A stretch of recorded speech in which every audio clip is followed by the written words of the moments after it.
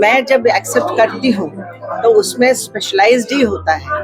और ये मैं चाहती हूँ कि ये मेरे ये किरदार जो है मेरे लिए बहुत अहम है और बहुत पावरफुल है। हम लोग भी सोसाइटी से ही कैरेक्टर्स लेके हम लोग फिल्म बनाते हैं, तो आज मुझे हमेशा परफॉर्मर के रूप में ही लोगों ने देखा है और मुझे बंगाल के एक बेटे के रूप में ही देखते हैं। तो मेरे ये शान है कि ये बंगाल फिल्म में करना, और ये ऑल ओवर पैन इंडिया आजकल चल रहा है, तो पैन इंडिया में waiting for you, this is a very important role.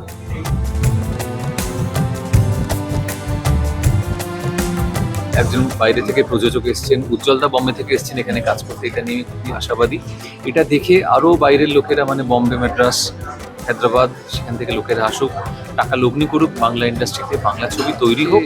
একটা খুব ইম্পর্টেন্ট চরিত্র ছবির ক্ষেত্রে তো বটেই, এবং এমন একটা চরিত্র যেটা করতে আমি খুব মজা পাবো, আর আমার কাঁধে একটা বড় রেসপন্সিবিলিটি উজ্জ্বলদা তুলে দিয়েছেন। আমি বলতে চাইছি আমি এখন তিলোত্তমা করছি না, আমি করবো কিনা জানি না, কিন্তু আমি এখন করছি না, এখন আমি হীরক রানী করছি। দুটো ছবি একসাথে করার কথা ছিল, কিন্তু লাস্ট ইয়ারে আমি যখন নলিনী করতে দিয়েছিলাম তখন এই বাংলাদেশে সেটা প্রবলেমে হয়নি। এখন আমি দুটো ছবি করতাম, আইদার হীরক রানী অর এটাতে হীরক রানী করছি।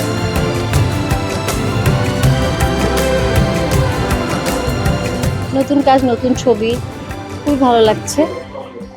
আমার চরিত্রটি উকিলের, যেটা আমার কাছে বেশ মজাদার, তার কারণ উকিলের চরিত্র আমি বেশ কয়েকবার করেছি, আর উকিলের চরিত্র করতে আমি ভালোবাসি, কেন জানি না। আর দর্শকরাও আমাকে বহুবার জানিয়েছেন যে তারা আমাকে উকিলের চরিত্রে দেখতে ভালোবাসে।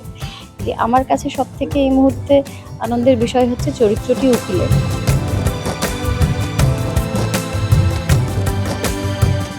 আমি যদি এটুকু বলতে পারি যে এটা কোনো একজন ব্যক্তিকে নিয়ে নাও হতে পারে, একটা সিস্টেমকে নিয়ে হতে পারে।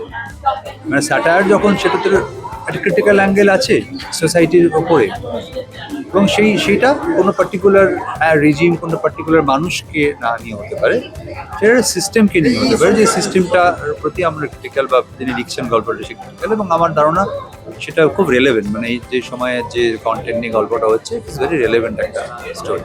আমি শুধু এটুকু বলবো, যে কোনো বারবার সবাইকেই বলছি, যে কোনো ভালো আর্ট তার মধ্যে সোসাইটির রিফ্লেকশন থাকে, বিভিন্ন রেজিম, বিভিন্ন মানুষ, বিভিন্ন সিস্টেমের প্রতি একটা ক্রিটিক্যাল অ্যাঙ্গেল থাকে। তো আমার ধারণা এই ছবিটাতে সেটা ভীষণভাবে আছে, থাকবে।